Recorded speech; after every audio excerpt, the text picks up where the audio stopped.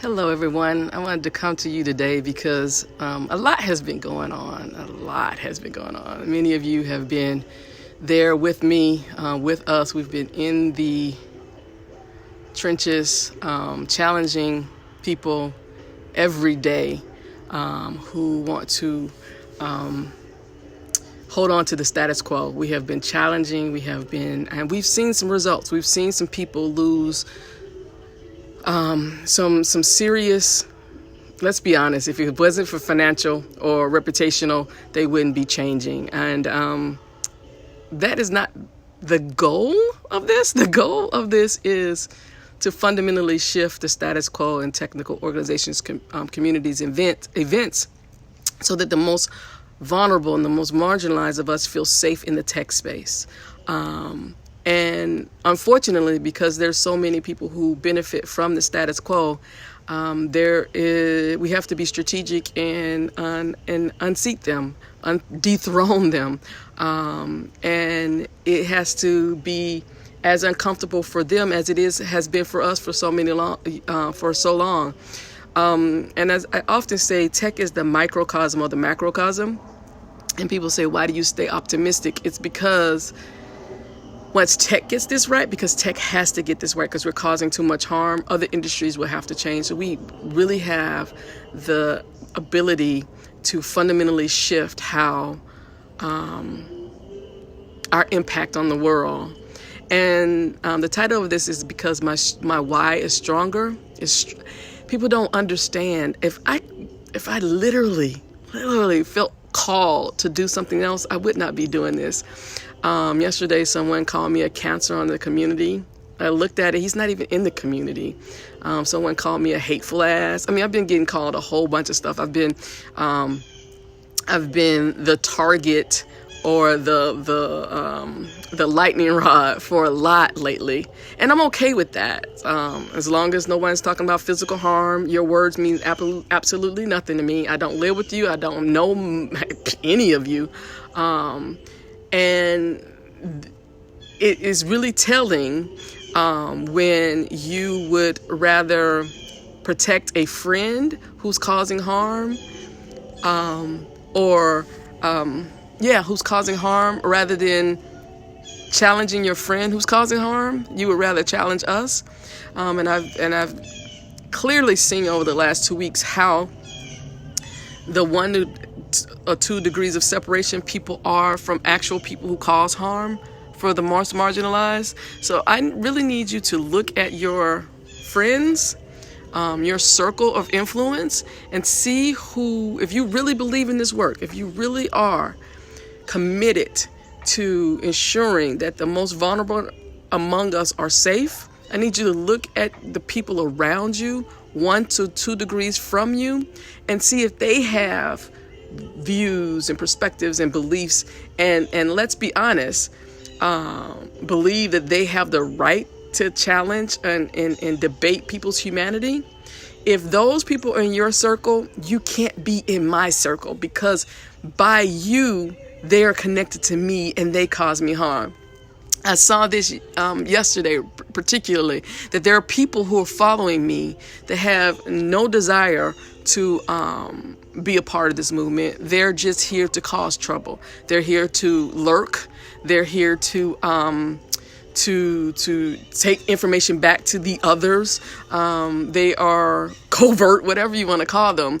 And I really see how when I started this, I was naive, because I wanted to challenge the fact that, the whole echo chamber or whatever.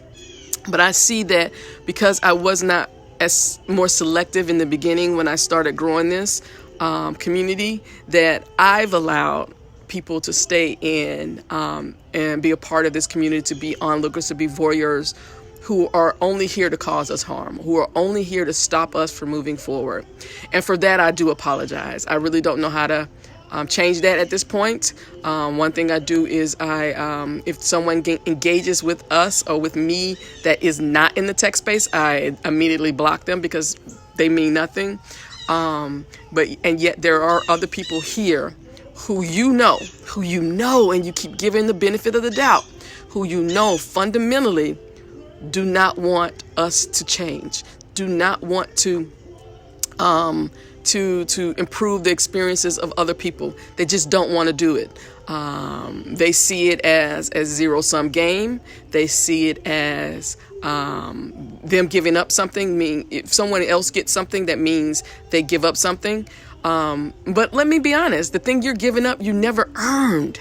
You never earned. You got it because white supremacy said that you were a white male or you were white adjacent, and it was bestowed upon you.